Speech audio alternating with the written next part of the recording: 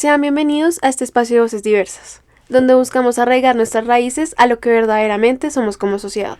En este capítulo haremos un recorrido por la historia del conflicto en Colombia, para entender qué es, cómo se ha manifestado desde el colectivo social y qué enseñanzas nos deja para construir un país distinto. El conflicto no es solo una oportunidad, es una realidad que nos obliga a mirarnos, reconocernos y transformar nuestras diferencias. Hoy nos acompañan Juanita Orrego y Nicolás Moscoso, con quienes conversaremos sobre cómo, al comprender el conflicto, también podemos empezar a tejer la paz. Porque hablar de conflicto también es hablar de esperanza. Esto es Tejiendo Paz, el podcast.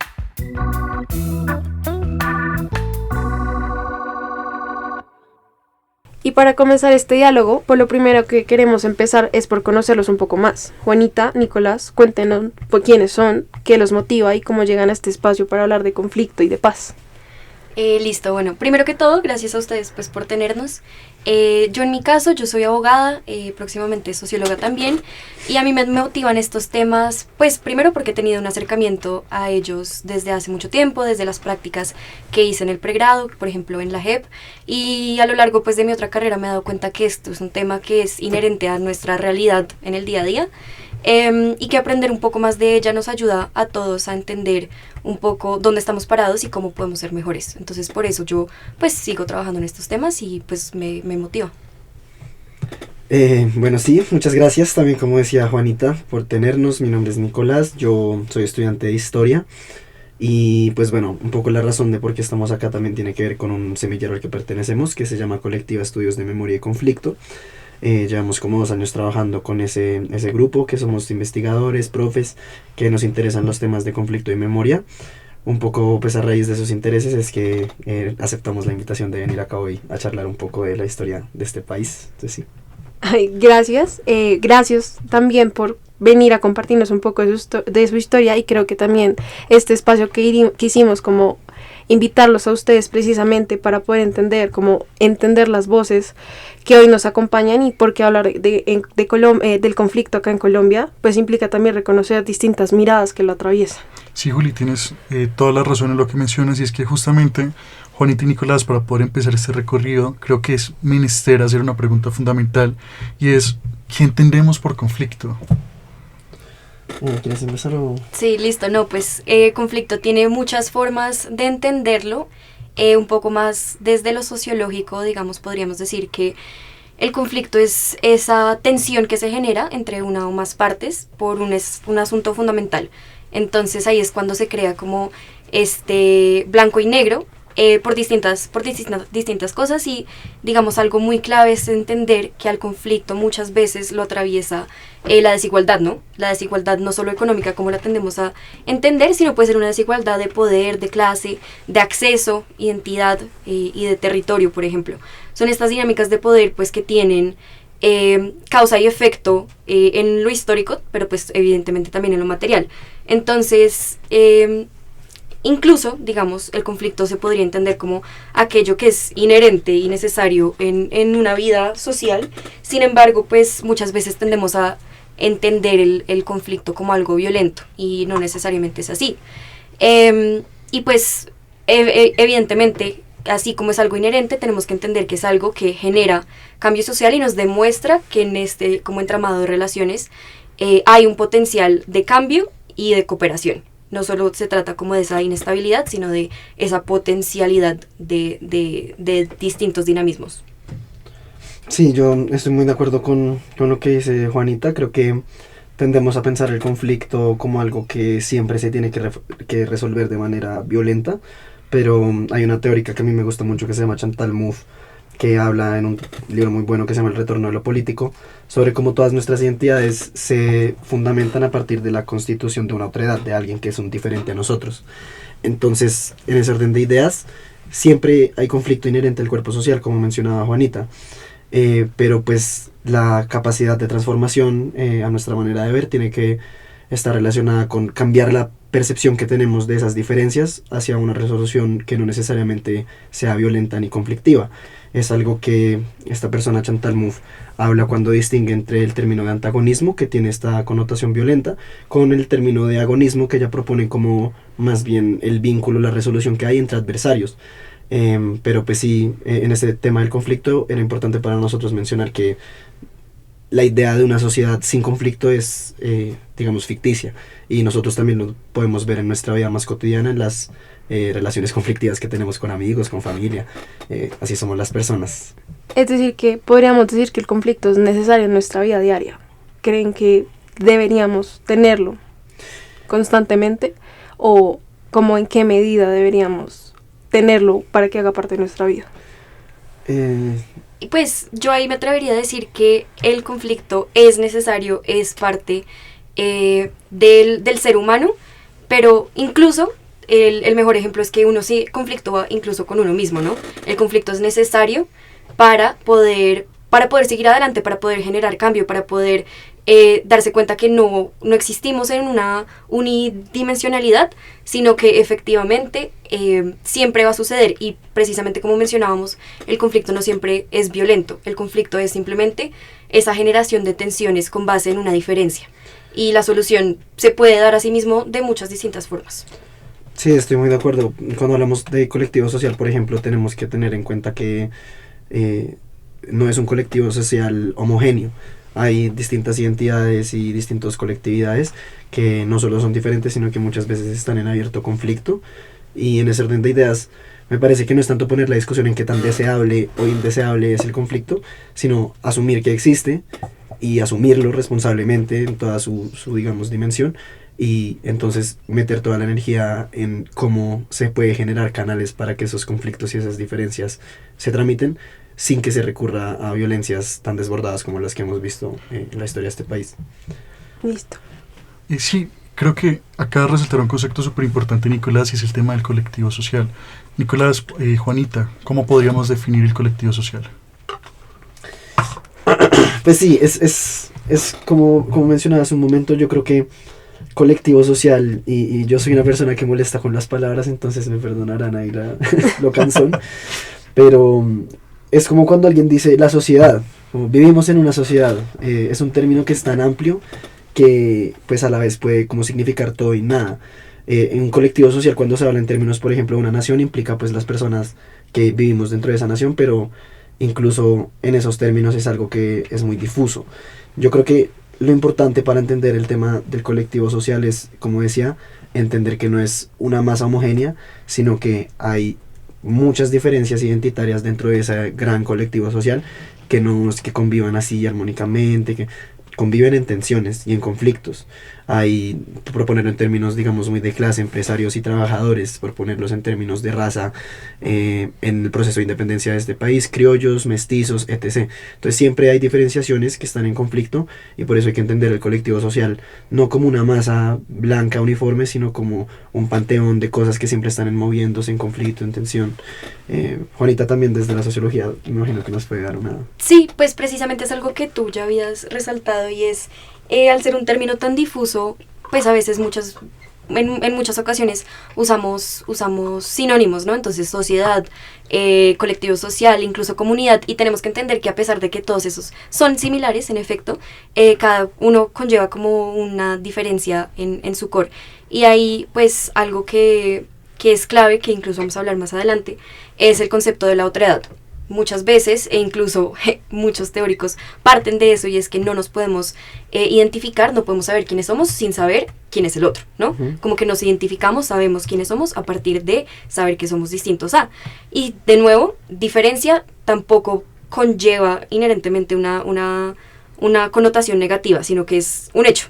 Entonces, el término colectivo social muchas veces tiene como esa etiqueta de movimiento, movilización, y tiene esa potencialidad, pero si lo queremos entender en términos muy simples, podríamos decir que en efecto es la forma en la que se puede manifestar la sociedad o las personas con aquellos intereses dentro de una sociedad. Sí, yo creo que ahí eso quería unir, y era entonces cómo se podría manifestar el conflicto en el concepto que nos acaban de explicar del colectivo social. ¿De qué maneras podemos entenderlo? Bueno, ahí yo diría, y es también un poco adelantándome a cuando hablemos un poco sobre la violencia en este país y el rol del Estado, pero Creo que tenemos que entender que pues las personas y las colectividades no somos entes pasivos frente al conflicto, sino que más bien somos agentes activos que lo producen y lo reproducen y lo habitan. Entonces, en esa misma lógica, los conflictos afectan al colectivo social de manera diferenciada, porque son los mismos actores dentro de ese colectivo los que están en conflicto. Entonces, cuando hay intereses que se oponen, por ejemplo, un empresario que quiere ganar la mayor cantidad de rentabilidad para su empresa, por un lado, y por el otro lado, unos trabajadores que forman un sindicato para demandar mejores condiciones laborales y un salario más alto, es un conflicto que está en oposición y que pues va a haber una persona que salga victoriosa y una persona que salga derrotada, por así decirlo. Entonces, y eso es algo en general a mi manera de ver, de la historia. Uno tiene que hacerle mucha justicia a todos los factores diferenciados que existen en cada momento histórico, y a pesar de que sí está bien y pues es necesario hablar de las cosas en términos muy amplios y estructurales, es necesario mantener, digamos, las diferencias que hay, porque, por ejemplo, con algo que se puede pensar como más transversal, como el conflicto armado o el narcotráfico, no es el mismo efecto que tiene el conflicto armado y el narcotráfico en las élites empresariales, rurales, terratenientes de este país, con los barrios populares o las personas en unas zonas, digamos, diferentes de la ruralidad. Entonces eso, como que es de manera muy diferenciada porque son los mismos actores los que están en conflicto y pues ganan o pierden, lastimosamente. Ahí lo único que agregaría es esencialmente que incluso hablando de colectivo social, toca entender que en lo colectivo igualmente hay esferas individuales, y así como hay esferas ya compartidas, el ser humano siempre va a actuar desde lo que esa persona cree. Entonces, no perder de vista eso es muy importante, sí. No perder de vista que también el poder como de la colectividad, en efecto, es muy potente y se ha demostrado pues a lo largo de la historia de este país. Es clave para realmente poder entender como las distintas instancias que muchas veces se pasan por alto porque priorizamos en una narrativa común ciertos temas sobre otros, lo cual no está mal, pero así como dice Nicolás, tenemos que tener como siempre eso, así sea en alguna parte del discurso, ¿no? Como que tiene distintas afectaciones cuando hablamos de conflicto para los distintos actores, y eso es algo que es clave para tener realmente una solución o un planteamiento que favorezca pues a todas las personas y a todos los grupos involucrados. Yo quisiera resaltar algo acá, y es, digamos, pues ya para terminar esta primera parte que definimos el tema del conflicto y el tema social, quisiera preguntarles, ¿siempre tiene que haber alguien que gane o que pierda necesariamente, o no podríamos encontrar como un equilibrio o alguna vez en el que podamos decir, pues ambos ganaron, que es lo que a veces mucha gente pretende que debería ser? Yo creo que de pronto me he vuelto cínico con el paso del tiempo. Pero me parece que es un ideal que hay que tener, pero que en la práctica y pues como uno estudiando también la historia no solo de este país sino en general, por ponerlo en estos términos, ningún sector oprimido ha ganado derechos pidiéndole con amabilidad a sus opresores que dejen de suprimirlos. Entonces, pues idealmente que nadie, o sea, que nadie gane y nadie pierda, que no se vean esos términos, pero pues no podemos negar la influencia de una ideología y de una forma de pensar que está estrechamente ligada al modelo económico que es imperante hoy en día, que pone las cosas en esos términos, y eso afecta las relaciones interpersonales, las relaciones políticas, todo el tema de la realpolitik, del realismo político, pues es eso, hay ventajas comparativas, hay uno que gana y otro que pierde, y yo voy a ser el que gana. Entonces, obviamente, idealmente, pues que eso no fuera así, pero plantándonos un poco en la realidad del asunto, por ejemplo, en este momento no va a haber, digamos, una repartición más justa de tierras o una repartición más justa de los salarios con que las personas lo pidamos amablemente. Y un ejemplo de eso es el trato que se da a las protestas y a las manifestaciones sociales hoy en día, que por más que muchas veces sí generen vulneraciones a cosas que se perciben como bienes públicos, como el Transmilenio, los edificios, etcétera, pues porque no se perciben como bienes públicos también estos temas que nos afectan o nos deberían afectar a la sociedad en general, como lo son la desigualdad, etc., pero que hay personas que se benefician de que esas cosas sean así. Entonces, pues no, para los que ganan, ellos pues no van a creer que las cosas cambien porque Sí. pues están ganando. Entonces eso pienso. A mí me gustaría pensar que no necesariamente alguien tiene que perder, y siendo realistas, hay veces que incluso ninguna de las partes va a ganar. Entonces, partiendo de que es de nuevo muy relativo, si estamos diciendo esta parte ganó, ¿ganó en qué? Ganó en lo económico, ganó en lo político, ganó de manera simbólica, ideológica, porque incluso ahí puede haber como una distribución tácita en ese conflicto. Sí, hay victorias parciales. Exacto, victorias parciales, totalmente. Es la resistencia Y local. es lo que más, digamos, yo creo, tiende a ver. Que incluso podríamos plantearlo en unos términos un poco más actuales.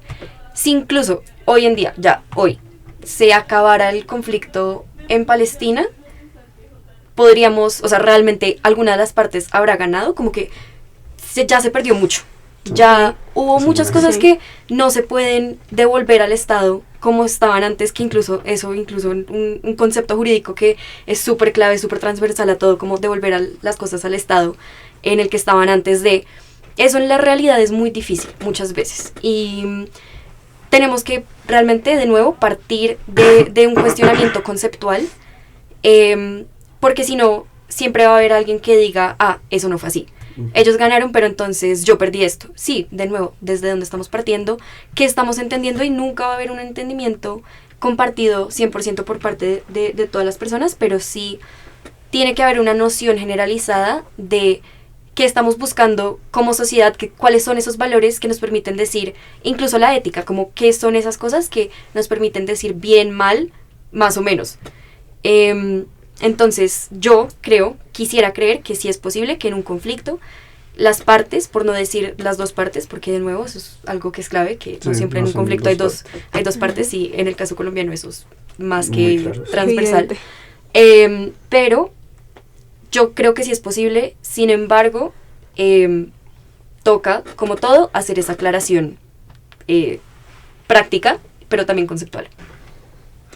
Sí, y es que creo que, como lo han hablado Juliana, Nicolás y Juanita, hemos definido tal vez principalmente los conceptos claves de este tema: el colectivo social, el conflicto y demás. Pero ya entrando propiamente en materia, ¿les parece si hablamos un poco de este recorrido histórico de los tipos de conflicto que han enmarcado la historia de Colombia desde su independencia? Sí. Bueno, primero también decir que de pronto decir que definimos estos términos es un poco ambicioso, como que hay consideraciones, en fin, pero bueno, como que todos los conceptos también son una disputa abierta. Y sí, pues nosotros cuando nos plantean, digamos, hacer un recorrido histórico del conflicto en Colombia, es una tarea bastante abrumadora. Entonces, pues primero hacer esa salvedad, que pues evidentemente esto responde a selecciones pues que Juanito y yo hemos tomado también investigativas, de cosas que hemos investigado en el pasado, que no pretende abarcar la totalidad o la complejidad de todos estos fenómenos. Yo quería como empezar hablando un poco del momento en el que Colombia se convierte en la República de Colombia con el proceso de independencia, porque me parece que eso es un buen ejemplo de lo que hablábamos de cómo el colectivo social se compone de una manera muy estratificada. En general, la colonia es, como sabemos, una sociedad que se estructuraba de manera muy jerárquica, casi que escalonada, donde el elemento racial desde el siglo como 18 más o menos, 17, empezó a ser un elemento crucial en términos de la pureza de la sangre, de cómo los dirigentes políticos de la colonia eran personas que tenían un capital social más elevado por el hecho de tener sangre española. Y es estas mismas personas que ya configuraban una élite bastante minoritaria en la colonia las que empiezan, digamos, a mover los hilos de lo que termina siendo el proceso de la independencia. Muchas veces las personas se preguntan por qué, por ejemplo, comunidades indígenas en Pasto, por poner un ejemplo, estaban en contra del proceso de la independencia y eran realistas, y pues eso también nos habla de cómo hay que matizar los momentos políticos, porque se nos vende un discurso en cómo se nos enseña la historia, de que la independencia fue este proceso de libertad, donde todos nos unimos por fin para liberarnos de nuestros opresores españoles, y como dice mi mamá, ni mucho que queme el santo, ni poco que no lo alumbre. Hay cosas que son así y hay cosas que también hay que matizar. A las personas indígenas, en su, digamos, interés personal, como mencionaba Juanita al inicio, todos somos personas que actuamos también bajo intereses personales, les servía más la organización de la corona porque les daba ciertas libertades de cómo se organizaban en su vivienda diaria, de vivir todavía colectivamente, etcétera, mientras que cuando llega la república ya venían con la idea de individualizar la propiedad, de que cada quien tuviera su, digamos, parcelita de tierra individual, que iba un poco en contra de cómo los indígenas vivían hasta ese momento. Entonces, hay un primer conflicto evidente en el, digamos, identitario, en el nacimiento de este país, de una élite muy minoritaria criolla que empieza a reclamar los mismos derechos políticos que tenían los españoles peninsulares en Colombia. Entre 1808 y 1810 se da la crisis de la monarquía española cuando Napoleón invade, y en este momento empiezan a surgir muchas juntas autónomas en lo que era en ese momento la Nueva Granada, donde criollos empiezan a decir como, oiga, nosotros estamos acá, nosotros somos tan buenos como los españoles, hasta mejores para gobernar esta vuelta, porque nos están tratando como si fuéramos menos.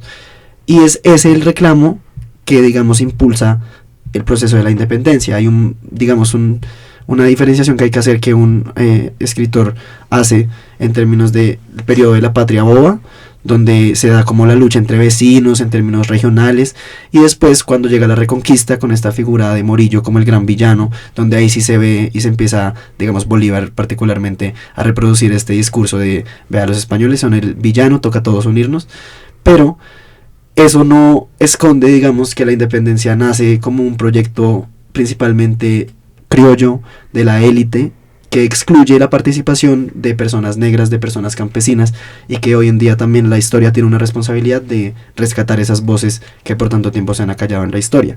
Entonces eso como un primer momento del momento de la independencia. Juanita, no sé si quieres seguir. No, yo voy a decir algo muy puntual, porque le confío esta tarea al historiador.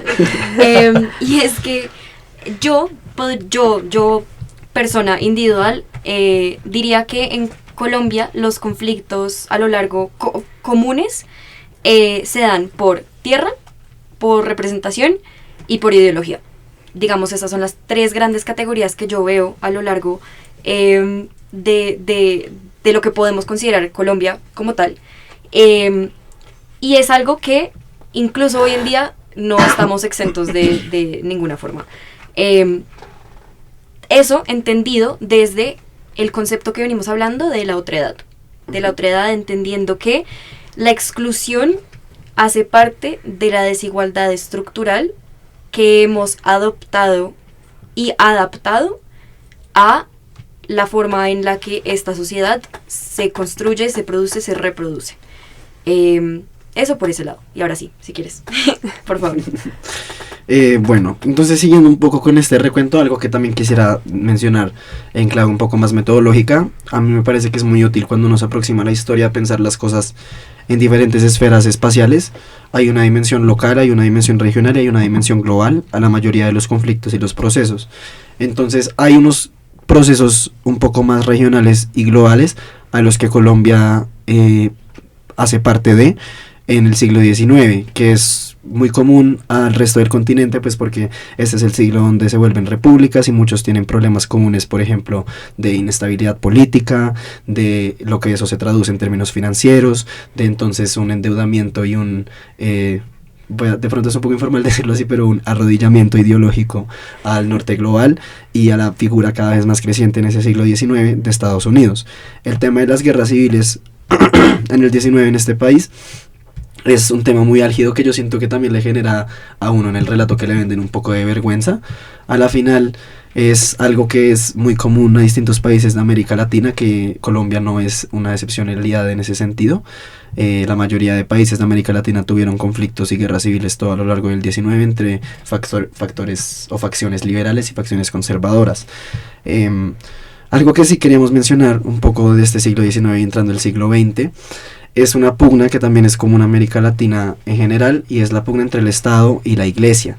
Si bien uno cuando piensa en conflicto suele pensar en conflicto armado, guerras civiles, guerrilleras, etcétera, hay conflictos que se dan en el campo cultural o ideológico o político más que en el armado concretamente, y uno de estos muy importantes es precisamente ese del Estado y la Iglesia, que se disputaban los espacios de educación, los espacios de difusión ideológica, y que resultaron en grandes efectos a la población y a políticas para candidatos, por ejemplo, que pretendiendo ser muy liberales, le quitaban beneficios a la Iglesia, y la Iglesia movía su enorme base popular que siempre ha tenido en Colombia y en América Latina para pues hacerle el frente político. Entonces, bueno, eso en un segundo momento. No sé, Juanita, si quieras complementar algo al respecto, antes de entrar al tema de la tierra un poco. Antes de entrar a ese tema, digamos, a mí algo que me parece muy curioso y es, así como menciona Nicolás, en el siglo XIX, ya con estos nuevos proyectos como en la región, los países en la región tienen esas características comunes, y ya cuando entramos a hablar del siglo XX es cuando uno empieza a ver esas diferencias como en la historia colombiana que esencialmente nos diferencian, pero asimismo hacen que la historia de Colombia sea una historia muy interesante y muy rica en unos términos que es muy única en la forma en la que se han dado las cosas en este país. Entonces, no, pues en ese primer momento, digamos, quisiéramos ya para hablar del siglo XX, hablar de la separación de Panamá, que uno dice como, ¿por qué estaríamos hablando de esto? Pero, hablando de conflicto, tenemos que entender que la historia de la separación de Panamá,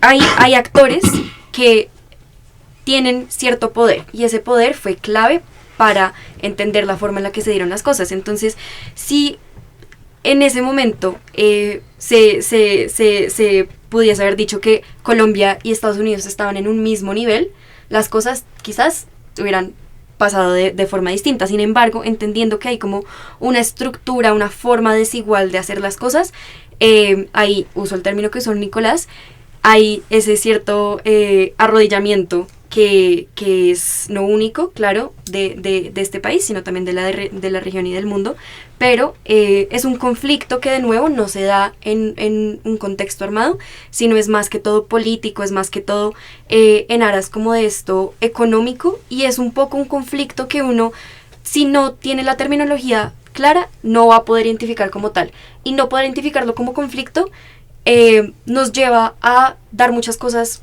más que por sentado, como por obvias cuando no lo son, y como por naturales, exacto. Y la idea que yo siento que la ventaja incluso que uno tiene al estudiar una ciencia social es que se cuestiona las cosas y empieza a no solo preguntarse por qué, sino por quién y cómo ese contexto dio para eso, si eso se podría dar de esta forma hoy, y como las preguntas clave que uno, digamos, hace cuando es chiquito, como de, ay, pero ¿por qué? ¿Y cómo? Y todo eso es esencial, y entonces por eso traemos este hecho como ahorita mismo, para rescatar que cuando hablamos de conflicto, de nuevo, toca mirar lo político, lo económico, lo social, pero también lo ideológico, lo simbólico, lo cultural, etc, etc. Y también mirar como el tema de poder, ¿no? Porque normalmente siempre tenían en cuenta de quién tenía más poder frente al otro, y ahí terminaba lo que terminamos diciendo, quién gana y quién pierde.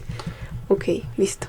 Sí, frente a lo que dice Juanita, súper clave ese tema de la desnaturalización. Creo que ese es un gran, digamos, plus de estudiar una ciencia social, es hacerse esas preguntas críticas sobre los procesos. Quería mencionar algo sobre este tema de la separación de Panamá, y es que mucho se habla y se ha hablado en la historia de todos los países latinoamericanos bajo términos de tercer mundo, de países subdesarrollados, etcétera, de la debilidad estatal de los estados de este continente. Y pues siento que también se vuelve un término muy abstracto, entonces quería como hablar un poco de ejemplos que puedan ilustrar eso que significa realmente en la práctica. Hay una, digamos, insuficiencia de personas, de burócratas, de funcionarios, para abarcar el extenso territorio que se supone que pretenden las fronteras que delimitaron estos países.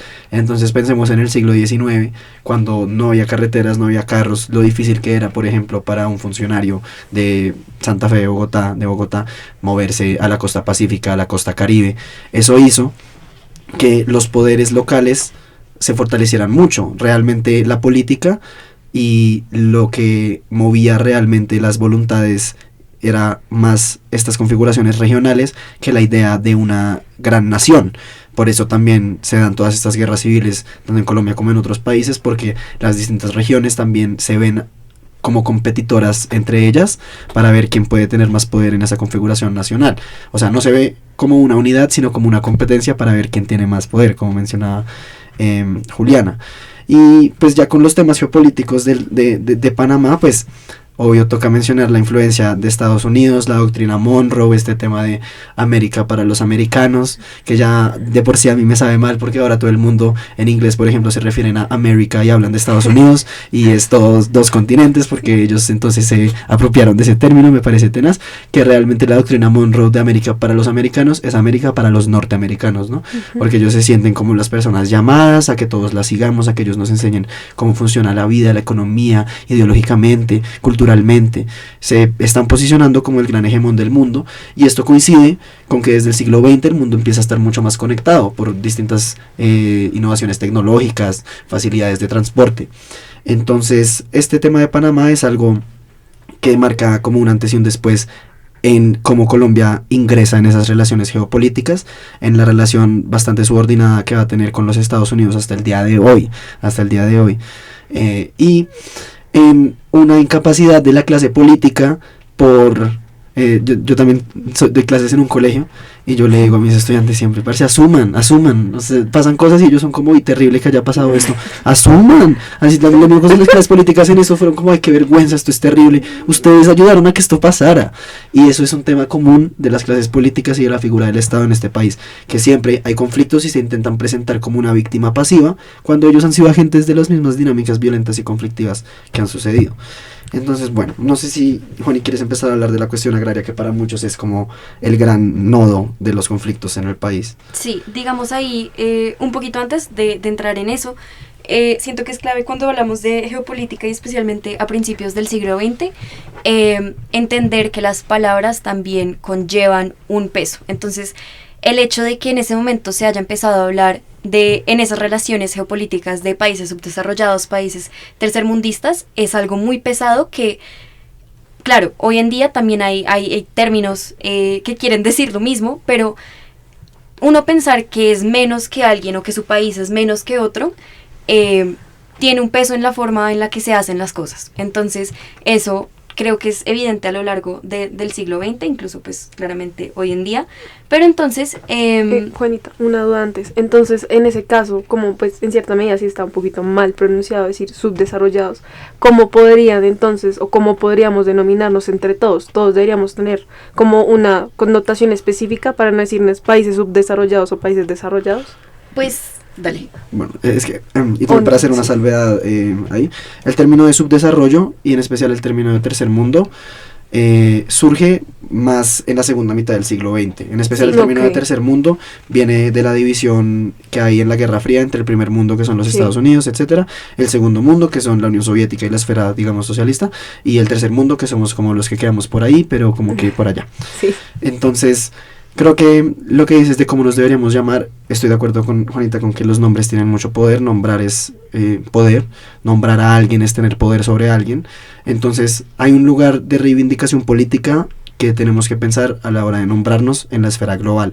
Hoy en día, por ejemplo, se habla mucho del término sur global, no sé si lo han escuchado, hay una ilustración famosa de Sudamérica al revés y dice nuestro norte es el sur, etcétera, y ese término de sur global es un término que nace como una respuesta a cuando ya el término de tercer mundo y de subdesarrollo se agota, tanto por las críticas que se le hace al desarrollo, las que hace Arturo Escobar, entre muchas otras personas, como cuando se cae la Unión Soviética no tiene sentido hablar de tercer mundo ya, ¿sí? Se cayó el segundo mundo, entonces como que las cosas empiezan a recuestionarse y sale el término de sur global, que además ya no solo incluye Sudamérica, ni siquiera solo se divide en una línea geográfica así, sino que incluye países como India, como Australia y Nueva Zelanda, por ejemplo. Entonces implica como otra serie de reivindicaciones políticas más que geográficas, que siempre ha sido así, sino que es lo que dice Juanita, hay términos que se tratan de presentar como naturales, y el término de desarrollo, de tercer mundo, nosotros no nos lo cuestionamos, y hay un lugar de justicia epistemológica empezar a, digamos, cuestionarnos esos nombres. Incluso muchas personas que hoy en día, pues más allá de las diferencias que uno tenga con eso, yo pues, en fin, que le dicen a América Latina, por ejemplo, Abdi Ayala, que están reivindicando nombres indígenas y prehispánicos para hablar de diferentes lugares. Entonces, eso, como sobre los nombres en esa arena geopolítica. No sé. Pues ahí complementando y respondiendo a tu pregunta ya puntual, un término que también se usa es países en vía de desarrollo, ¿no? Como un camino lineal del que estamos, un punto A del que partimos, B al que tenemos que llegar. Y de nuevo es una comparación, ¿no? Como estamos viendo que allá se hace esto, entonces nosotros tenemos que llegar allá, sin tener en cuenta la realidad, no solo de instituciones, de capacidades, de recurso, de posibilidades, sino como que sí, pues es como decir, no, pues en el norte global hay invierno, entonces hagamos que pues nosotros estamos en vía de desarrollo, como que ¿será que algún día llegamos a tener invierno? No, porque simplemente no es algo posible y eso me parece muy importante cuestionarlo. Entonces, ya siguiendo un poco, no tanto como hecho puntual, sino una época, si se puede decir así. Sí, no, antes de poder pasar al tema del siglo XX y todo el tema del conflicto agrario, quisiera preguntarles cómo era visto justamente estas personas que no querían arrodillarse en Colombia, cómo eran vistos estos grupos independientes, un poco más desde la doctrina socialista y todo el tema que veníamos hablando de las otras fuentes traídas de Europa. Sí, pues es como un poco adelantarnos y cruzarnos a cosas, pero pues lo podemos hablar. Es interesante. En especial después de la segunda, o sea, ya en las primeras décadas del siglo XX hay mucha represión a movimientos obreros que tenían cierta influencia de la doctrina comunista socialista porque se rotaban fanzines, periódicos. El Partido Comunista Colombiano en las primeras décadas del siglo XX fue muy activo y tenían muchas escuelas de formación, etcétera. Los obreros empezaron a reclamar, que obreros es un término un poco... o sea, sí empezó a haber mucha industria, en especial en las ciudades principales desde los 20s, los 30s, pero más que todo eran artesanos, trabajadores de distintos gremios que empezaban a exigir condiciones laborales más dignas, etcétera, y usualmente se les respondía con represión en una, digamos, coalición de las empresas y los grandes empresarios con las Fuerzas Armadas. Un gran ejemplo de esto, pues bastante infame por llamarlo de alguna manera, es el que aparece en 100 años de soledad, y es la masacre de las bananeras a la final de la década de los 20, donde por allá en la costa Caribe unos trabajadores de la United Fruit Company pues protestaron, hicieron una huelga y asesinaron a un montón de gente. Como ese caso hay muchos. Ese pues es el famoso, el que adquirió pues también por el relato de García Márquez, pero pues como ese caso habían muchos. Entonces ya estaba, y siempre a lo largo de la historia de los estados, esa es la función que tiene la fuerza pública. Hay un texto de un autor norteamericano que se llama Charles Tilly, que habla precisamente de eso, que como las primeras ejércitos nacionales y las fuerzas de policía nacional fueron ejércitos que uno podía comprar, y que las distintas naciones que tenían el poder económico los arrendaban y les decían, mira, piratas por ejemplo, venga, hágame este trabajo, váyame allá a pelear con esta gente, listo. Entonces ahí también es un tema que queremos conversar como transversal hoy, que la barrera entre lo legal y lo ilegal realmente es muy porosa, y otro dicho de mi mamá, del dicho al hecho hay mucho trecho. Entonces la legal y lo ilegal es algo que también se vuelve muy arbitrario, y hay una arbitrariedad en el sentido de que el ejército se adjudica a sí mismo la capacidad exclusiva de usar fuerza. Se supone que el ejército y la Policía Nacional es la única persona que puede tener armas, que pueda agenciar esa fuerza, pero se ha visto que utilizan esa potestad para violentar a la población civil en el ejercicio de sus derechos. Entonces, después de la Segunda Guerra Mundial, y en especial después del Bogotazo, Colombia se alinea con el bloque capitalista en ese orden bipolar geopolítico. Colombia firma la declaración anticomunista, rompe relaciones con la Unión Soviética un poquito después del Bogotazo, y en esa misma época le llega un préstamo de $10 millones de los Estados Unidos, y dicen que la persona que mata a Gaitán es un comunista. Entonces desde ahí se ve cómo se va tejiendo esa narrativa, que igual siempre cambia, siempre hay una persona indeseable al interior de la nación contra la que la fuerza pública actúa o pretende controlar, agenciar. Al principio de los 20 con el tema del higienismo era muy en los barrios populares, que porque no tenían las condiciones de higiene dignas, y o sea, sí, lo mismo, pero también era un tema de controlar su comportamiento, de que se vistieran de cierta forma, de que hablaran de cierta forma, de que consumieran cierto producto o no. Entonces uno también ve esas influencias geopolíticas en el tema de la chicha. Hubo una campaña para desprestigiar la chicha, todo el mundo tomaba chicha a principios del siglo XX en este país, pero había mucha plática en las empresas de cerveza que llegaron al país. Entonces uno ve y busca, y hay carteles que dicen que la chicha embrutece, que la chicha es para indios, y pues a qué también intereses responde eso, de criminalizar ciertos sectores de la población, que puede que sean comunistas, puede que sean pobres, puede que sean negros, etcétera, pero siempre es una construcción, una representación, como decía Juanita, que se despliega desde lugares más altos de poder para una función de control o de ejercicio de algo. ¿Qué piensas, Juanita? No, sin palabras, total. Como que siento que la pregunta no se puede responder como que a las personas se les trataba a veces así, sino que toca entender de nuevo como las formas en las que se estaban haciendo las cosas y por qué, y así un paso atrás, incluso identificar los actores, algo que es una palabra clave en la sociología, es actor, y por actor entendemos acción, capacidad de, y eso es clave porque no todas las personas a lo largo de la historia, no solo del país, sino del mundo, han tenido esa capacidad de acción, no han sido personas capaces bajo el lente como del poder. Entonces, eso desde ya como un punto más teórico, porque de nuevo, a la medida que se van dando, como dirían algunos, derechos, no es porque sí.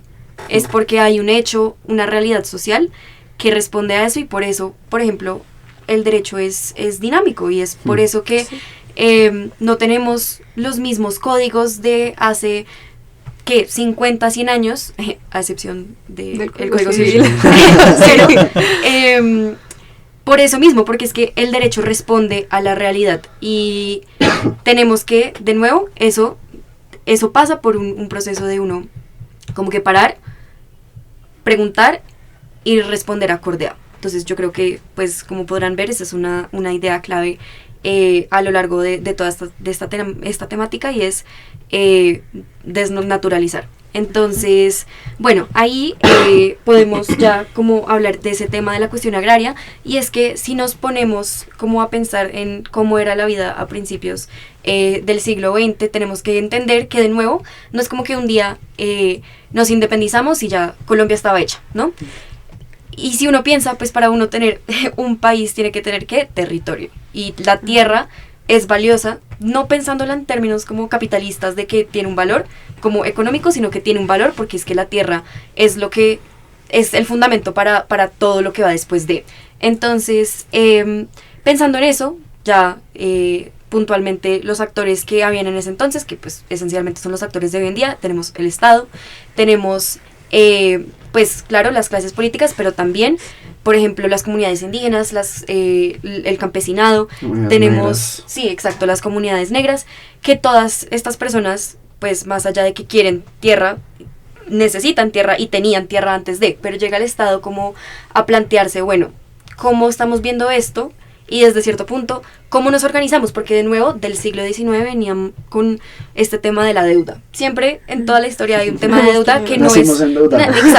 Exacto. Y entonces esa es una realidad que el Estado tuvo que, de nuevo, asumir, y por eso, pues, van a ver que a lo largo de la historia, también, pues, esencialmente de la región, se habla mucho de reformas agrarias, del tema de la disputa agraria, y es porque hay poder en lo que significa la tierra. Entonces, pues puntualmente tenemos que hablar como de, sí, ya que nos queremos acercar a esos términos jurídicos, como la titulación de la tierra. No es como que un día apareció alguien con un título y ya todo el mundo dice, ah, sí, claro, es que tengo que tener un título. No, eso era completamente como que algo que surge a raíz de todo este planteamiento de cómo se va a formalizar, cómo se genera ese ingreso para el Estado, y qué pasa con las personas que no tienen ese título. Y de nuevo es algo que pasa hoy en día, pero entonces todo ese proceso no es como que llegó alguien a informar, por ejemplo, a los campesinos un día de que toca hacer esto y ya es un 2, 3 y ya mañana tiene el título. No, de nuevo, es algo que también toca probar, es algo que es un proceso arduo, es un proceso largo, y es un proceso que genera conflicto. Sí. ¿Por qué? Porque, pues de nuevo, si un día llega el Estado y te dice, no, esa ya no es su tierra, pero entonces más bien váyase usted para este otro lado, pero usted jamás ha ido a ese otro lado, y en ese otro lado hay otra comunidad que le dice, no, esto es mío, y uno dice, no, pero pues es que me mandaron para acá, va a haber conflicto. Entonces, pues es algo que, así como por encima, es lo que sucedió, como el tema de los colonos, como con los indígenas, por ejemplo, hay un caso ya para traer un poco más al presente, y eso, es que en la clínica, no sé si ustedes han trabajado con la clínica de Derecho y Territorio de la facultad, Sí.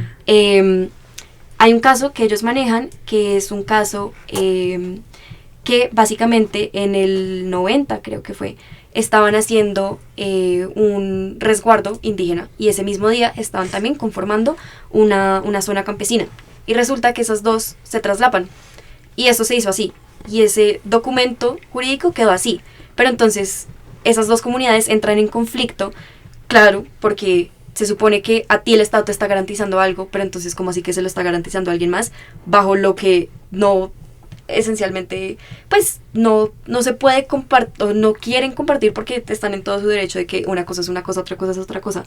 Entonces eso es algo que de nuevo pues se dio a lo largo de la historia, se sigue dando, y ha generado también conflicto entre esas comunidades que uno puede llegar a pensar como las otras, ¿no? Entonces uno dice, no, yo vivo en la ciudad, entonces para mí la otra edad, los otros son los campesinos, los indígenas, los afro, y no es como que esas comunidades entre sí sean mejores amigos por siempre y para siempre, sino que también pueden entrar en conflicto, y digamos hay un suceso, digamos en una de esas confrontaciones, cuando ya se reporta sobre eso, hay un titular de un periódico de un campesino, que esto fue por allá, no me acuerdo en qué año, en el 70, no sé, puedo estar dando la fecha completamente mal, pero seguramente fue mucho antes, pero el titular decía, es que yo no sabía que estaba mal matar indígenas. Ah, son las guayibadas en los llanos. Sí, eso fue como en los 50, 60. Los 50, 60. Sí. Entonces uno dice, entonces acá nadie, o sea, como que todos estamos en desconocimiento absoluto, como Sí. que es algo muy absurdo. Y ya entonces, para situarnos de nuevo en la cuestión agraria, no podemos perder de vista que es algo que se habla muchas veces, se habla muy por encima, que eso sí me parece que toca profundizar mucho más, es la cuestión agraria y cómo eso determinó después la forma en la que las cosas se daban en esas regiones que a veces pensamos periféricas, pero realmente no lo son. Sí. Entonces, Yo quisiera hacer una pregunta rápidamente, ahora que Sí. estamos hablando de la cuestión agraria, y es que Colombia ocupa el puesto 26 entre uno de los países con mayor área continental en el mundo. Sí. Es el cuarto en Sudamérica en extensión territorial, solo por detrás de Brasil, Argentina y Perú. ¿Qué ha pasado a lo largo del desarrollo como república y como nación que nos ha impedido poder hacer uso de toda la tierra que tenemos? ¿Por qué nos peleamos siempre por unos pedazos concentrados de tierra y no nos decidimos a expandir en zonas como Bichada, Guainía, Amazonas, que son territorios extensos? Pues creo que la pregunta que haces es fuertemente cargada políticamente, en el sentido de que darle uso para qué, ¿no? ¿Para Exacto. qué? ¿Para quién y para quiénes? Si darle uso a un territorio es explotarlo económicamente para que le suba los números al país en el Producto Interno Bruto, o si darle uso es dotarlo e invertir para que tenga las, digamos, instalaciones para que las comunidades que han vivido ahí durante muchos años sigan viviendo ahí sin mayores problemas. Entonces ahí nuevamente vemos un conflicto de intereses, porque el Estado efectivamente ve las tierras en términos de lo que produzcan, y le importa muy poco, o le ha solido importar muy poco, si por allá hay personas, si no hay personas, qué hacen, cómo lo hacen. Entonces hay varios ejemplos que podemos dar sobre eso. Primero, un poco para complementar el tema de la cuestión agraria, no hemos hablado mucho de historia económica porque la verdad no es mi fuerte, pero al inicio del siglo XX, pues Colombia, y por el tema del café, finales del 19, Colombia empieza a mover como mucho más dinero, empieza a haber una demanda mundial del café que hace que muchas personas emigren a zonas rurales para establecer sus fincas con sus familias y vivir del café. Eso es el tema de las expansiones de las fronteras en Antioquia, en muchos lugares del país simultáneamente. Sin embargo, y como decía Juanita ahorita, ojalá no fuera así, pero como también en la implementación de leyes hay diferenciaciones, si yo soy un campesino que no sé leer y vivo con mi familia en una finca que he explotado los últimos 10 años y llega un man con una corbata y me dice que viene de Bogotá y me muestra un papel que tiene el símbolo del estado y me dice, no, resulta que esta tierra es mía, entonces usted puede irse o si quiere quédese, pero entonces va a trabajar para mí, y me da los frutos de esto y se queda con este poquito, que todo bien. Eso pasó con muchas cientos de miles de hectáreas en la década de los 20, y es esa la base de la proporción tan desigual que hay en la tierra hoy en día, que personas como Uribe, por ejemplo, tengan fincas de cuánta cantidad exorbitante de hectáreas y que le metan casa por cárcel y va como a ese lugar, es como, ok, bueno, se verá casa, pero viene de ahí. Y hay dos ejemplos para eso que hablas de cómo usamos el territorio. Dos ejemplos chéveres son el Pacífico y los llanos. En el tema del Pacífico, el Pacífico casi que todo el siglo XX era como un lugar como así re exótico, re selvático para la nación, que como que por allá no nos metemos. Ahí yo he revisado en archivo declaraciones de funcionarios de la temprana república en 1820-30 que los mandan por allá para Buenaventura y tal y dicen, no, esto es horrible, se me murió una hija, yo me quiero devolver, ¿qué tipo de castigo es este? Acá no hay nadie apto para no sé qué. Entonces, desde ahí ya se está produciendo un espacio, ¿no? En el imaginario de la nación, un espacio donde como que no hay mayor cosa, y pues en la práctica sí había mucha gente ahí. Se sabe, como en investigaciones de personas como Eduardo Restrepo, Arturo Escobar, que ya lo mencioné, Hoffman, otras personas que han investigado el espacio del Pacífico, que el siglo XIX ve la proliferación de comunidades negras e indígenas en todo lo largo y ancho del Pacífico. Se movían muchas veces por barcos, y como la república y los funcionarios no tenían esa capacidad y esa habilidad para moverse por esos ríos, pues como que casi ni se cruzaban. Entonces el espacio pacífico fue como muy olvidado por el Estado hasta que empieza el siglo XX. Y empiezan a darse cuenta que si hacen un puerto en Buenaventura, puede mover incluso más cosas que el puerto que tienen en Barranquilla. Empieza a adquirir un interés para la nación. Y eso implica que se va a tratar de manera diferente. Hoy en día, en Buenaventura hay un malecón que se inauguró en 2017, que está literalmente al lado de un barrio que se llama el barrio San Juan, que es de territorios, algo que llaman territorios construidos al mar, que llenan como de basura y de distintos materiales el mar para construir sus casas encima. Entonces es como una situación de precariedad al lado del embellecimiento que se le da a un espacio para presentarlo como atractivo para inversores extranjeros, que ese es el rol que tiene Buenaventura hoy, que incluso tiene una figura jurídica como distrito especial, porque por Buenaventura sale la mayor cantidad de importaciones de este país. Entonces ahí uno ve cómo se empieza a tratar de diferente un espacio cuando se le pretende dar un uso productivo desde el Estado, y cómo eso termina por vulnerar muchas de las dinámicas de las comunidades que llevan viviendo ahí, porque el Estado piensa que tiene derecho a todas las cosas que están sobre las líneas imaginarias que se plantearon hace cuantos cientos de años. Eso, y en el caso de los llanos, con lo que mencionabas de las guayiviadas, es interesante porque a la vez que, por ejemplo, el Estado le robaba tierras a los colonos en algunos lugares donde ya estaban establecidos, trabajaba con ellos, por ejemplo, para matar indígenas en los llanos y conseguir territorio para explotar. Entonces esas guayiviadas, y eso hoy en día en los llanos genera muchos conflictos entre los campesinos y los indígenas, porque en la memoria de los indígenas todavía está muy presente esas guayiviadas, donde campesinos junto con ejército se juntaban para asesinar indígenas y robarles el territorio y empezar a explotarlo. Entonces, volviendo a la pregunta, ¿cómo aprovechar ese espacio? Pues aprovecharlo ¿para qué? ¿Para quién? Hoy incluso una persona que se supone que es de izquierda como Petro habla de la Orinoquía como la gran despensa agrícola del país y como que podemos competir con Ucrania. Y pues otra vez, ¿qué está pasando ahí? Porque por ejemplo las comunidades indígenas que viven en el llano han sido muy invisibilizadas en la historia. Entonces eso sobre el espacio, que es un tema muy interesante, la verdad.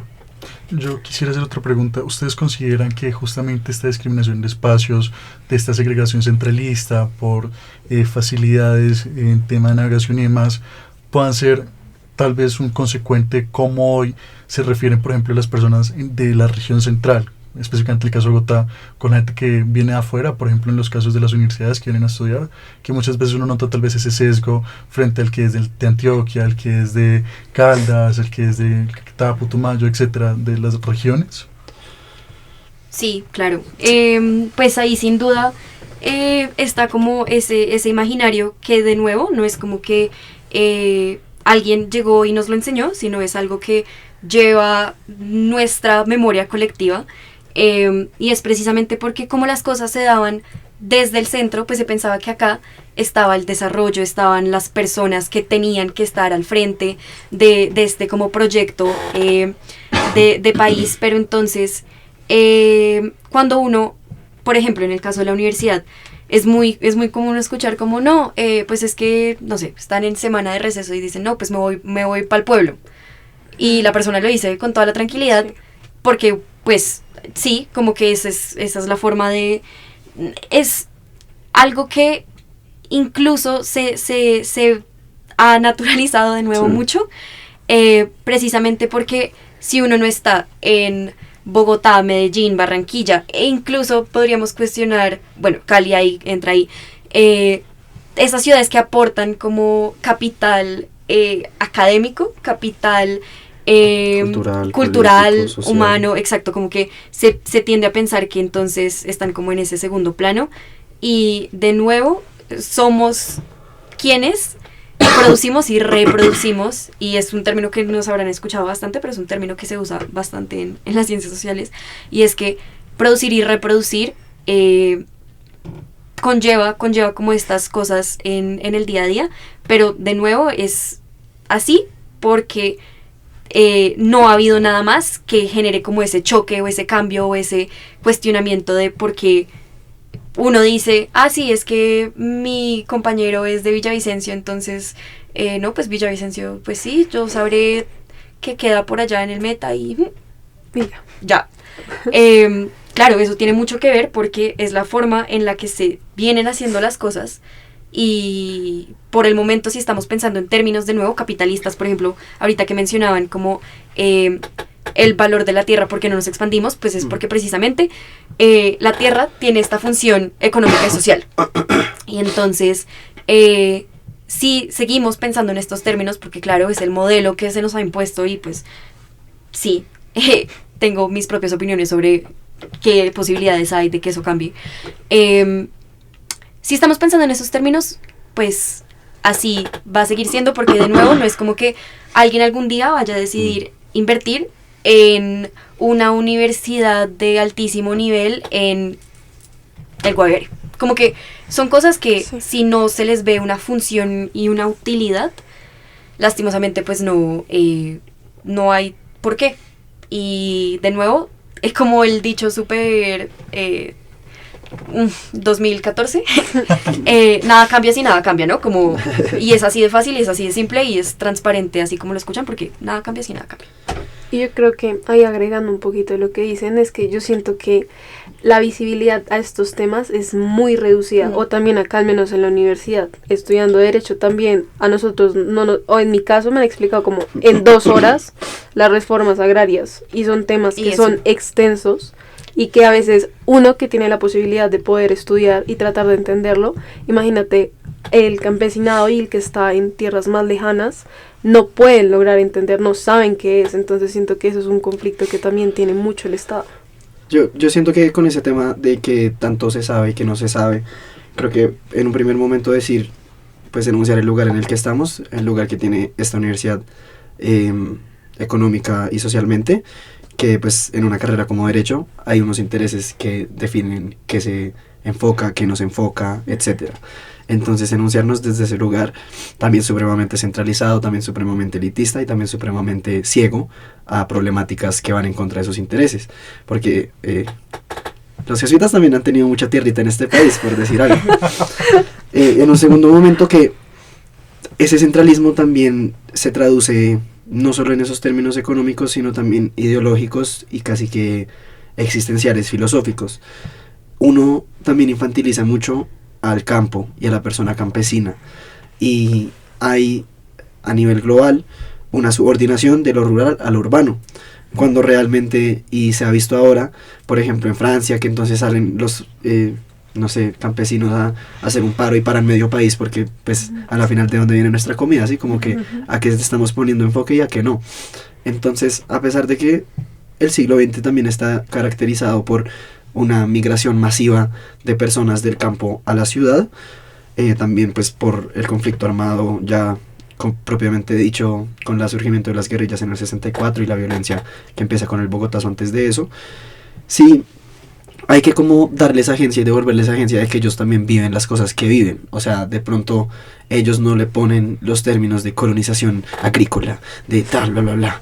Pero pues ellos saben las cosas, ellos viven ahí, ellos saben quién viene a joderlos, ellos saben qué intereses están contrapuestos en el lugar en el que viven.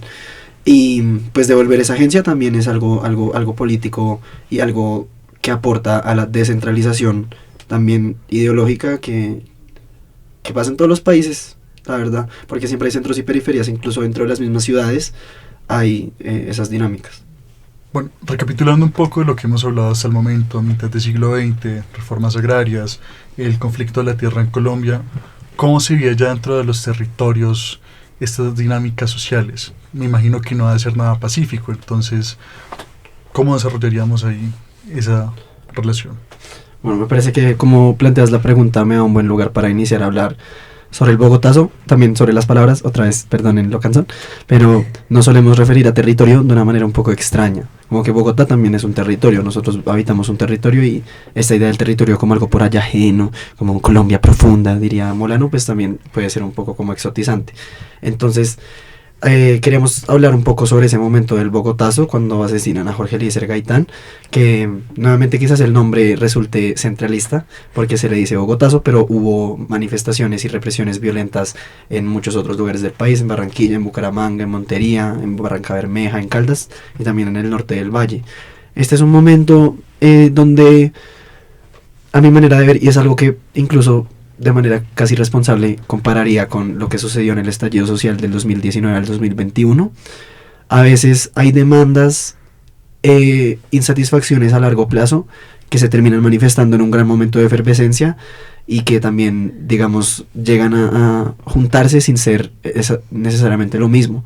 Entonces Colombia ya venía con estas dinámicas de desplazamientos a las ciudades, de personas que se apropiaban ilegalmente de tierras, empresarios apropiándose de tierras campesinas, y cuando matan a Gaitán, todo esto como que llega a su punto de efervescencia máxima, y justo, digamos, unos años después de que le dan el control a Rojas Pinilla, pero luego los mismos partidos dicen como, uy no, este man se nos está saliendo de las manos, mejor devuelva el poder, muchas gracias, y acuerdan el Frente Nacional. El Frente Nacional tiene todo que ver con el surgimiento de las guerrillas en este país, porque el Frente Nacional significó un cierre democrático y la agotamiento de la vía democrática para resolver los conflictos. Perdón, hay una cosa y es que es algo que yo igual quiero decir después, pero como para recapitular, porque es que Frente Nacional es un término que uno escucha en el colegio, que a uno le enseñan, pero muchas personas no tienen muy claro. Sí, entonces, si quieres cuéntanos un poco, ¿qué fue? Sí, el Frente Nacional, o sea, por el principio del siglo XX, digamos, se habla de la hegemonía conservadora, que va como desde 1886 hasta 1900, la década de los 10, y luego de la República Liberal, que va pues hasta el bogotazo. Entonces, el Frente Nacional surge como de los partidos conservador y liberal, decir, bueno, le dimos el poder a Rojas Pinilla, se nos está saliendo de las manos, más bien venga, nos tratamos bonito, nos hacemos un acuerdo. Lo mejor que ilustra el Frente Nacional es ese dicho de García Márquez de que lo único que diferencia al conservador y al liberal es la hora en la que van a misa, porque en la práctica lo que esto significó era que ellos se sentaban, los dirigentes de cada partido, y acordaban, listo, 4 años manda usted y nos da mitad del Congreso y mitad de todo esto a nosotros, listo. Y luego los otros 4 años ahora usted. Y así se fueron rotando el poder entre ellos. Entonces piensen, por ejemplo, cómo era el ejercicio de salir a una votación en ese momento, sabiendo que ya el presidente había sido escogido en una cena suntuosa, con champaña y etc. por allá en Bogotá. Entonces, esto en las bases sociales generó un malestar terrible, porque además se vio acompañado en especial con Mariano Ospina, después del gobierno de López Pumarejo, con represión, digamos, al interior de las ciudades hacia manifestantes y también a nivel regional contra lo mismo, huelgas, etcétera. Entonces de ahí, de ese agotamiento de la vía democrática, cuando ya no hay canales de llegar al poder por votos, porque estos dos partidos se cooptaron la presidencia y el poder político, es que empiezan a surgir las guerrillas liberales de Guadalupe Salcedo en los llanos. Estas son las que se consideran como las antecesoras de lo que luego fueron las guerrillas insurgentes como las FARC, el EPL, el ELN, que luego ya vienen como con un una manifestación ideológica mucho más explícita. Las guerrillas liberales no tenían, digamos, a pesar de que tenían relaciones con el partido, etcétera, no tenían como esa fuerte carga ideológica. Es también en este momento donde empiezan a surgir como los primeros que luego serían los grupos paramilitares, que básicamente eran personas que en, digamos, oposición a las guerrillas liberales armaban grupos llamados de defensa propia o de autodefensa, que terratenientes contrataban matones para que defendieran sus territorios. Hay una película muy famosa, muy buena de cine colombiano que se llama Cóndores no entierran todos los días, que habla de ese grupo, los Cóndores, que fueron de los primeros paramilitares, por así llamarlo, aunque en ese momento no tenían ese nombre, que existieron en el país. Y bueno, no sé si quieras decir algo. Yo quería preguntar algo, siento que es algo que se sale un poquito, pero a mí nunca me quedó claro si lo que pasó con Rojas Pinilla fue o no una dictadura, porque siempre ha habido esa dicotomía de que fue o no una dictadura y a mí nunca me quedó claro eso. Pues es que, o sea, a mí no me gusta el término de dictadura, ¿saben? Yo siento que más dictadura literal el Frente Nacional, o sea, ellos se tomaron el poder entre ellos y pues por el hecho de que se lo repartan no significa que sea menos excluyente. Y también pues es que Rojas Pinilla fue puesto en el poder por los partidos tradicionales, o sea, no hay que subestimar el poder y el agarre que esos dos partidos tenían en la escena política del país en el siglo XX, y ellos fueron los que le dan el aval a Rojas Pinilla para que suban el 53. Luego, cuando Rojas Pinilla empieza a hacer como a tratar de hacer cosas más a su manera, los mismos partidos le ponen el freno y lo tumban. Entonces, eso me hace pensar a mí, pero pues obviamente es un debate que se ha dado en la historia y que yo no tengo la versión definitiva ni nada, que es mal llamada una dictadura por el hecho de que el man era militar. Okay. Sí, listo. Pero pues sí. No, yo a eso le complementaría que es muy interesante que pues daban este ejemplo en el trabajo que me pareció muy curioso, y es si uno hoy en día con todas las crisis que estamos teniendo de los distintos sistemas, por ejemplo, te acercas a un centro de salud y le preguntas a la persona que está ahí, que seguramente va a ser una persona de la tercera edad, y le preguntas ¿quién para usted ha sido el mejor presidente de Colombia? Le van a responder seguramente mi general Rojas Pinilla. Trajo el televisor. O sea, todas las cosas, exacto, que hizo. Pues es muy curioso como de nuevo esa dicotomía entre como el nombre que tú le pones a una cosa versus la realidad y la percepción, como que son cosas que no siempre están alineadas. Entonces, pues eso es muy curioso. Y volviendo al tema del Frente Nacional, también me parece muy interesante, muy importante destacar que la mayor parte de esta primera como fase de la historia de Colombia, desde sus principios, estuvo marcada por este conflicto, estas tensiones entre conservadores y liberales, ¿no?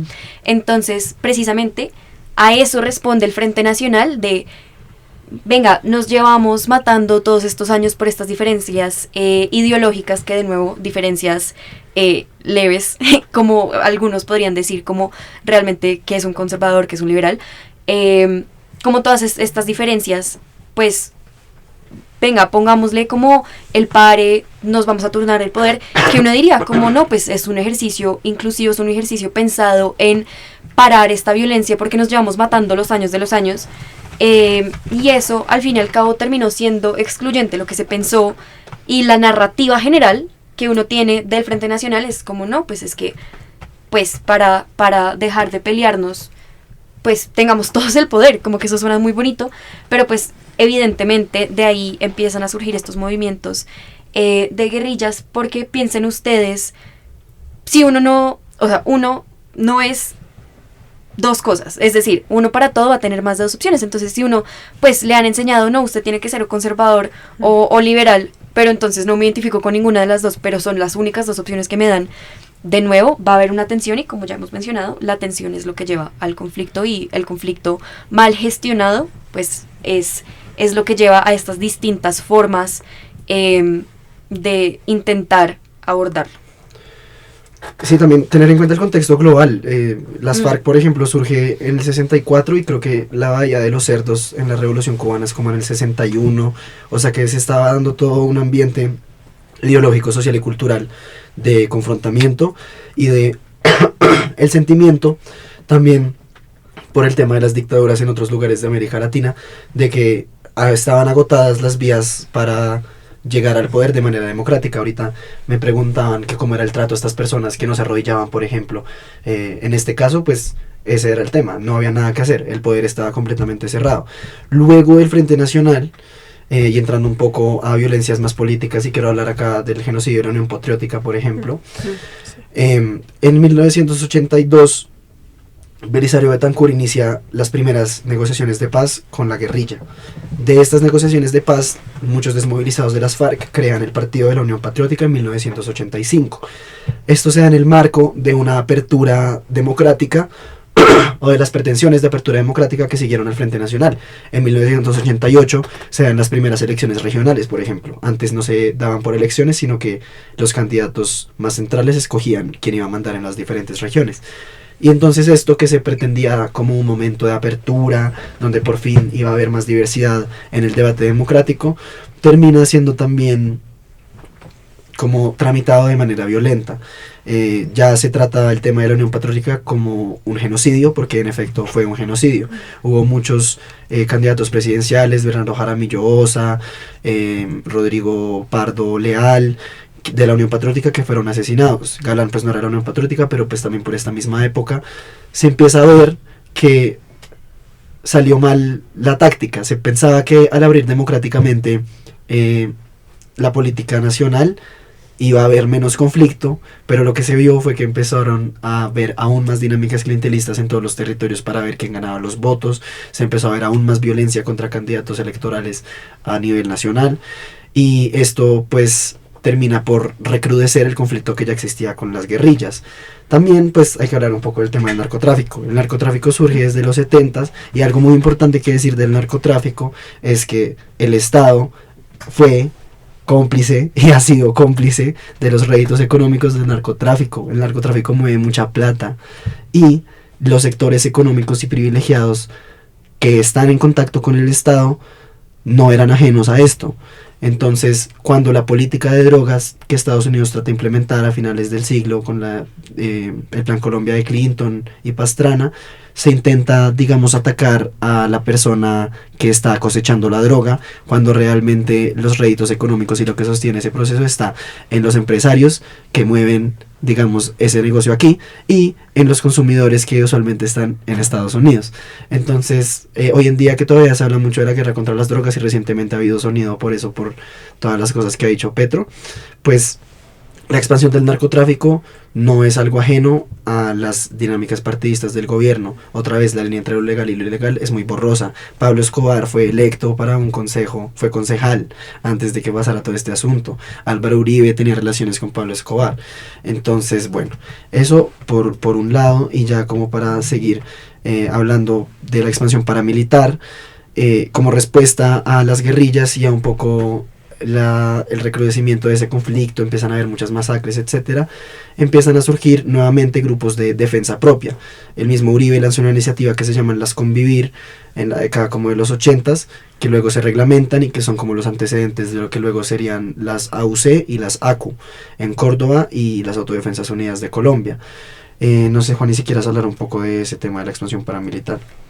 Antes de hablar de eso, y perdón, me devuelvo Tranquilo. ya tan adelante, hablar del genocidio de la UP es muy curioso si estamos también teniendo en cuenta los términos jurídicos, porque pues si uno entiende el concepto de genocidio se da cuando el sujeto pasivo, la víctima, es un grupo con base en unas características que no se pueden cambiar, es decir, raza, género, etnia, etc, etc. Y entonces uno se pregunta por qué, si uno abre el Código Penal colombiano, también está tipificado el delito de genocidio por por identidad política. Y eso, pues claro, es algo que respondió a los hechos de la UP, y que uno dice, Colombia es el único país, hasta donde yo tengo entendido, que tipifica el genocidio también por identidad política. Y eso es brutal, porque uno es el claro ejemplo de que el derecho responde a la realidad social, pero también ahí surge otra pregunta que muchas personas, específicamente ahorita en el contexto, por ejemplo, de la JEP, se están haciendo o se han hecho, es ¿cómo así que los atributos bajo los cuales se tipifica el genocidio son inamovibles? Por ejemplo, raza, género. Pero uno ve acá a los políticos y están cambiando de partido cada X tiempo. Sí. Como que la identidad política en este país y en ninguna parte es estática. Entonces, hay algunas personas que cuestionan el mismo término de genocidio, que no, eso se debe llamar XYZ. Y de nuevo ahí es donde tienen poder los términos y las palabras. Y es donde tenemos que de nuevo entender que, pues, las cosas cambian por una razón y que el derecho que entendemos hoy en día y la forma en la que estamos respondiendo a la institucionalidad, pues no es porque sí, sino tiene como una razón de ser detrás.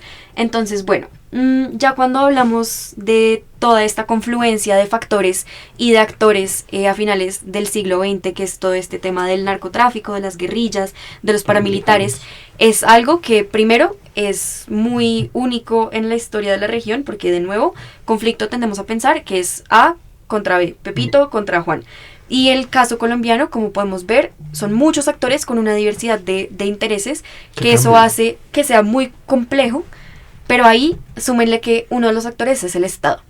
Entonces, es muy, muy potente pensar que, juepucha, el Estado tuvo un rol activo en todo esto del conflicto y que no se puede pensar el Estado como una víctima total. Es decir, el Estado tuvo un rol activo así como la tuvo la sociedad civil, la tuvieron las guerrillas, los paramilitares, las personas que vivían en ruralidad, cómo les afectó esto, las personas que, o sea, como todo es muy potente pensar que con razón hasta hoy en día se está hablando de esto y se está hasta ahorita apenas como intentando abordar, porque es una locura que hayan confluido todos estos elementos en una época donde también se estaban dando como estas exigencias, como estábamos viendo, o bueno, estábamos no, porque no habíamos nacido, pero el colectivo social estaba viendo que en las otras partes del mundo se estaban dando estos cambios y que pues ya en ese punto había una interconectividad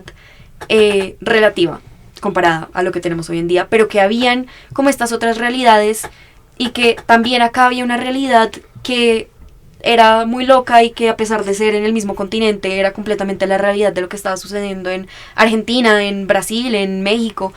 Y pues eso es como muy más que interesante, como por el hecho de pensar cómo sucedieron las cosas, pues de nuevo responde mucho a cómo estamos organizados hoy en día. No sé. Sí, para terminar un poco de llegar a la actualidad, algo que también fue muy determinante en esa década de los 80s, de los 90s, es que el narcotráfico empezó a poner la violencia en un primer plano en las ciudades. Por mucho tiempo, lo mismo de esa subordinación de lo urbano y lo rural, el conflicto se pensaba que era algo por allá, lejos de las ciudades, a pesar de que se sabe que hubo militancias y que el M-19, por ejemplo, fue una guerrilla famosamente urbana, que las FARC tenían, digamos, militantes dentro de las ciudades, en las universidades, etcétera. Se piensa que entonces el conflicto era algo por allá, y luego en la década de los 80s, 90s empieza a haber bombas, empieza a haber el tema del Palacio de Justicia, empieza a haber una sensación generalizada de miedo, de vulnerabilidad, de inseguridad, y como nos lo ha enseñado la historia muchas veces y como lo estamos viendo por ejemplo en el caso de El Salvador con el gobierno violento de Bukele, cuando hay un sentimiento general de miedo e inseguridad, es muy fácil canalizar eso en discursos populistas de mano dura, de seguridad. Y es en este contexto que en el 2002 llega a la presidencia Álvaro Uribe Vélez con su tema de la seguridad democrática. Incluso ahorita les mencionaba el acuerdo de paz que hizo Belisario Betancur en el 82. También porque mucha gente piensa que el proceso de paz, o sea, piensa en proceso de paz y piensan en el de 2016. Y realmente han habido muchos intentos fallidos o exitosos en distintas medidas por hacer acuerdos de paz con distintas guerrillas. Hubo ya desmovilizaciones y guerrillas que se acabaron precisamente en acuerdos y desmovilizaciones así, como es el caso del EPL, como en el 90 y algo. En el 91, en el proceso constituyente, también se dio esta posibilidad. Pero Uribe le da un giro casi que total al tratamiento de las guerrillas y dice: ¿sí? A plomo, en otras palabras. Entonces, a partir de fortalecer, digamos, las operaciones armadas del ejército, él planea desaparecer a las guerrillas, y es en este contexto donde empieza otra vez a haber una apertura, digamos, neoliberal a la economía, una represión en términos sociales y políticos, y es donde se da las masacres extrajudiciales de muchos campesinos que se hacían pasar por bajas en combate, porque Uribe tuvo un incentivo a su ejército, donde entre más bajas de combate dieran de las guerrillas, más, digamos, ganaban y más prestigio también social iban a tener dentro de la institución. Esto hizo, y por eso en términos jurídicos creo que es difícil, porque ellos dicen como, no, pues técnicamente a mí nunca me dijeron mate a esta persona inocente, ¿qué tal? Pero Sí. pues si me dijeron entre más personas mate, pues le va a ir bien. Entonces se dan todos estos casos que crean también el entorno, el ambiente político radical que vemos hoy en día, porque hasta el día de hoy Uribe es una personalidad central a la política de este país, y lo hemos visto con el juicio que tuvo hace poco, que todavía tiene mucho capital político, todavía mueve mucha gente, todavía hay gente que le dice mi presidente a esta persona, Total. que también habla de su capacidad política, discursiva, etcétera, y del momento que vivía el país, de cómo él supo aprovechar un sentimiento generalizado de miedo y de inseguridad para radicalizar el conflicto. Y estamos viendo las consecuencias hasta el día de hoy. Entrando un poco pues en el tema del acuerdo de paz de La Habana, esto realmente no marca un fin al conflicto. Se habla de posconflicto, etcétera. ¿Cuál posconflicto? Es lo mismo que yo les decía a ustedes de los retos que plantea hacer un recuento del conflicto armado en Colombia. Eso es un término que implica muchas cosas. Si todavía están asesinando firmantes del Acuerdo de la Paz en 2016, podemos decir que se acabó el conflicto. Si todavía hay disidencias de X o Y guerrilla que actúan violentamente, extorsionan en los territorios, mueven el narcotráfico, podemos decir que se acabó el conflicto. Yo creo que no, que realmente vivimos en conflictos constantes que siempre se van transformando, y que pues eso, hoy en día es un error pensar que porque se firmó la paz con las FARC en 2016, ahí entonces ya no se acabó el conflicto. No solo por el tema de que haya todavía otras guerrillas activas, sino porque en las ciudades, con la represión policial, el estallido social, Dios mío, todas las cosas que pasaron en el estallido social, hay una efervescencia social muy grande y una radicalización cada vez mayor que responde a todos estos procesos históricos de los que hemos hablado, y a mi manera de ver, a una creciente desde este siglo necesidad de identificarnos, de decir nosotros somos esto y somos diferentes a esto otro. Creo que en ese también se enmarca lo que hablaban ahorita de los regionalismos. Creo que vivimos en un momento, por la psicología, por las redes, donde todos estamos muy pendientes de nosotros mismos y queremos asignarnos etiquetas que usualmente implican posicionarnos en oposición a otro grupo de personas, y eso es lo que vemos de que petristas, que uribistas, etcétera. Pues bueno, eso es lo que pienso un poco. Yo a eso le complementaría algo, y es que toca también reconocer que todos estos últimos hechos que hemos mencionado se enmarcan dentro del contexto de la Constitución del 91, ¿no? Como que Sí. este paso hacia como una inclusión social, que entonces Colombia es una nación pluriétnica y cultural, y que todos tenemos los mismos derechos, somos iguales ante la ley, que en efecto, digamos, fue como toda la apuesta. Incluso el mismo fenómeno como de la séptima papeleta es súper interesante. Sí. El rol que tuvo como los jóvenes, y bueno, todo esto. Pensar que precisamente esa apertura, no solo política, sino también económica, que es un poco a lo que hacía referencia antes, de que veíamos estos referentes, que entonces esta noción de desarrollo, que también es un término que podríamos también hablar, pues fueron claves para esta estructuración en la conciencia como común, ese objetivo que queríamos, que esencialmente lo podríamos asimilar a cuando hablamos de paz, ¿no? Como que todos queremos la paz, pero ¿qué es la paz? Entonces, como, claro, ahorita estamos en esta época del llamado posconflicto, y estoy completamente de acuerdo, el conflicto no se ha acabado. Se acabó el conflicto con las extintas FARC.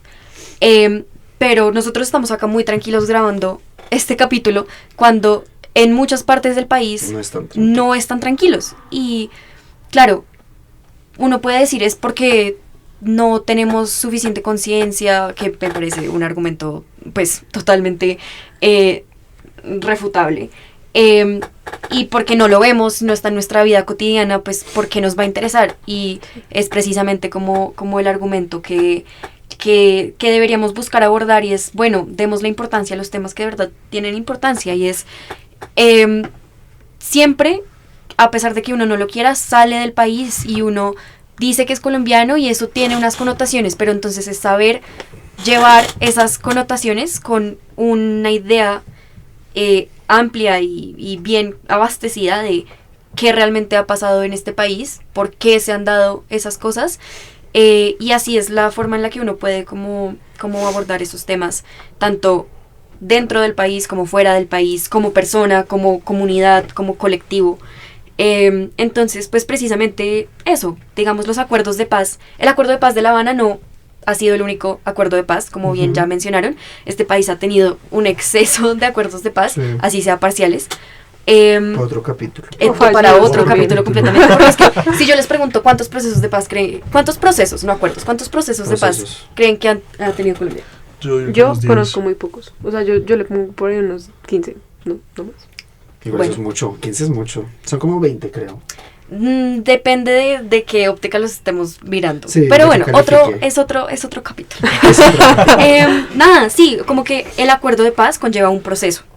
Y esa misma mirada la deberíamos llevar a otras esferas, y es para, de nuevo, llegar al punto B, toca partir del punto A, pero entendiendo que hay en el intermedio, ¿no? Entonces, sociológicamente, pues también nos podríamos quedar hablando de qué significa que una cosa se dé de esa forma, que la otra se dé de otra, pero esencialmente creo que la clave acá es tener en cuenta o aprender que siempre tenemos la capacidad de aprender más, y saber reconocer que estamos en un punto, partimos de un punto de privilegio, de que no todo el mundo tiene la capacidad, pero no porque la otra persona, de nuevo, la otra edad no tenga la capacidad, no significa que no nos podamos poner de acuerdo y que no podamos aprender las mismas cosas y que no podamos abordar esos problemas de manera conjunta. Esa sería básicamente mi conclusión, que es pues ya llegando como al conflicto y a esta noción en nuestra contemporaneidad. Y pues ya también para agradecerles por hacer parte de este capítulo y explicarnos tantas cosas que ni nosotros mismos sabíamos. Les queríamos como preguntar de qué manera desde su disciplina, de ambos sus disciplinas, porque son varias, se pueden diseñar e implementar estrategias que contribuyan a la construcción de paz y la mitigación del conflicto. Yo ahí comparto exactamente lo que dijo Nicolás, y es, incluso yo siendo abogada y socióloga, las clases de historia han sido de lo más esencial que yo he tenido para realmente decir hoy por hoy como que tengo una noción básica de la realidad social en Colombia. Como que sí, a uno le enseñan historia en el colegio, pero no es suficiente, no es ni siquiera como la herramienta básica para uno poder, va a sonar feo, pero para uno tener una opinión, sino que de verdad como que ahí es donde empieza todo, porque las cosas empiezan a tomar y a hacer sentido. Entonces, por un lado, aprender de historia nacional y regional es clave. Sin eso no vamos a lograr nada. Y segundo, pues reconocer que estamos parados en un lugar de privilegio, no en términos necesariamente económicos, sino como de disposición, porque tenemos llamémoslo tiempo libre, para dedicarnos a aprender, que hay personas que no, por ejemplo, trabajo, subsistir y ya, sino que pues uno que tiene la oportunidad de poder adentrarse un poco más en esos temas, eso construye no solo políticas públicas ni nada de eso, sino contribuye a como un mejor entendimiento de tú a tú, como de la realidad. Y bueno, por último, pues ya como tener más que la disposición, como la voluntad de escuchar al otro, que es algo que pasa mucho en este país, que está bien uno tener su opinión y saber dónde está parado y saber qué es lo que opina, pero no cerrarse antes de tiempo y no entrar a un conflicto de manera violenta, sino de nuevo entender que el conflicto es algo, es una tensión, pero que la tensión no se tiene que ni escalar ni esconder, sino que se tiene que aprender a abordar, y eso se hace de muchas distintas formas, y es uno aprender la forma en la que a uno le sirve, al problema le sirve, y le sirve esencialmente como al bien común. Sí, yo creo que desde la historia, pensar críticamente, creo que el pensamiento crítico es supremamente importante, y creo que construir paz parte de un cuestionamiento propio, y eso me lleva a mi segundo, digamos, el mensaje que me gustaría transmitir, y es que tenemos que ser más autocríticos con nosotros mismos, y reconocer que la dimensión individual o subjetiva no es algo aparte de la dimensión colectiva, en especial en un tema como la paz. Yo hablo por mí, por ejemplo, que sé que en muchas relaciones he sido descuidado, irresponsable, etcétera. Entonces creo que partir de resignificar las formas en las que nos relacionamos con las personas que queremos, con familia, parejas, amistades, en nuestro entorno cotidiano, eso también hace toda la diferencia a construir paz. Creo que de pronto sonaré un poco anarco, pero de verdad que las grandes disputas estatales dejárselo a los lagartos políticos. O sea, Juanita lo decía ahorita, ellos se cambian de partido, de verdad que dicen una cosa y a la final hay una élite política que yo creo que, y me vuelvo a pensar en el dicho de García Márquez, tienen más cosas en común que lo que supuestamente dicen que tanto se odian, y que más bien debemos apostar por construir paz desde las iniciativas locales, desde las pequeñas escalas, en nuestros contextos, en la universidad, en las casas, en donde sea que uno habite, tratar de resignificar la relación con la diferencia. A la final, manejar las propias convicciones con humildad no significa tibieza, sino apertura, y eso es algo muy importante por recordar.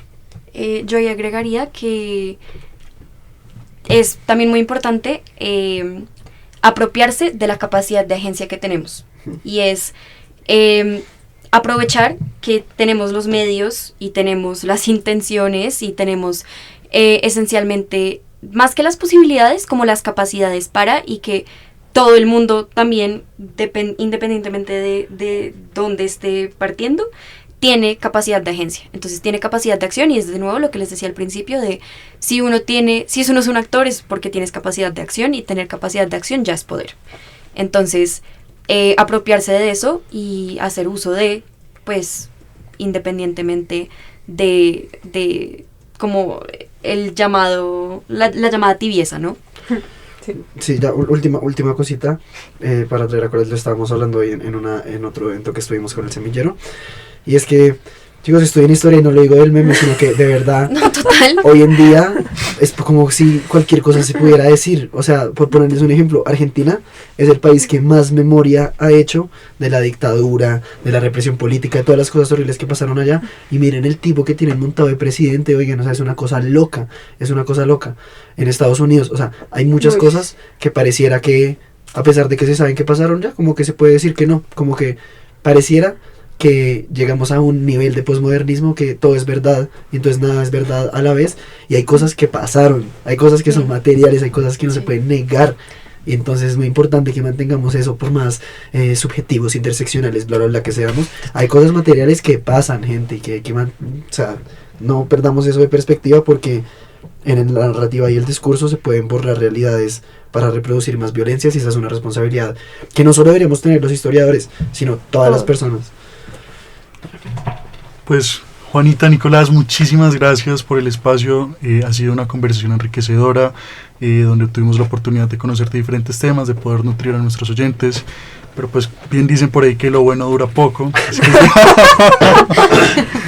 Poco. Agradecerles a nuestros oyentes que se quedaron y tomaron la disposición de poder escucharnos en este capítulo de Tejiendo Paz. Recuerden, nos puedes encontrar en todas nuestras redes sociales: Instagram, TikTok, YouTube, Spotify, y nos vemos en el siguiente capítulo. Mil gracias. Gracias.